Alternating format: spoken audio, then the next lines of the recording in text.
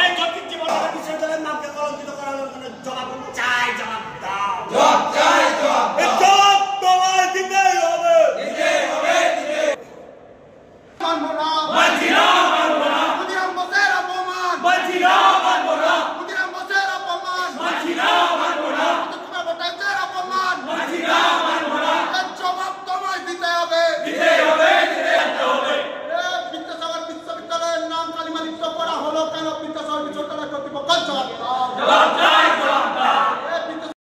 এই ঘটনা অত্যন্ত অপমানজনক ঘটনা, কারণ মেদিনীপুরের ভূমিপুত্র যারা বিপ্লবী তাদেরকে অপমান করার মতো একটি শব্দ ব্যবহার করা হয়েছে সন্ত্রাসবাদী। আমরা তাদের বিপ্লবী হিসেবেই মানি, কারণ ভারতের স্বাধীনতা যে যুদ্ধ, সেই যুদ্ধে কিন্তু এই বিপ্লবীদের ভূমিকা অনস্বীকার্য। তাদেরকে আমরা বিপ্লবী হিসেবে মানি।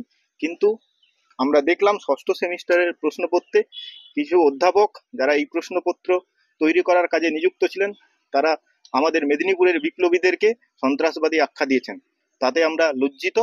সেই জন্যই আমরা উপাচার্যর কাছে একটি বিক্ষোভ কর্মসূচি দেখিয়েছি এবং আমরা জানিয়েছি যারা এই প্রশ্নপত্র কমিটির সাথে যুক্ত তাদেরকে উপযুক্ত ব্যবস্থা গ্রহণ করানোর জন্য। কোন কোন সংস্থা বা কোন তোমরা এই সংগঠন? আমরা বিদ্যাসাগর ইউনিভার্সিটি রিসার্চ স্কলার অ্যাসোসিয়েশনের পক্ষ থেকে এই প্রতিবাদ, এবং পাশাপাশি আমাদের বিশ্ববিদ্যালয়ের সমস্ত ছাত্রছাত্রীরাও এসেছে এই প্রতিবাদ কর্মসূচিতে।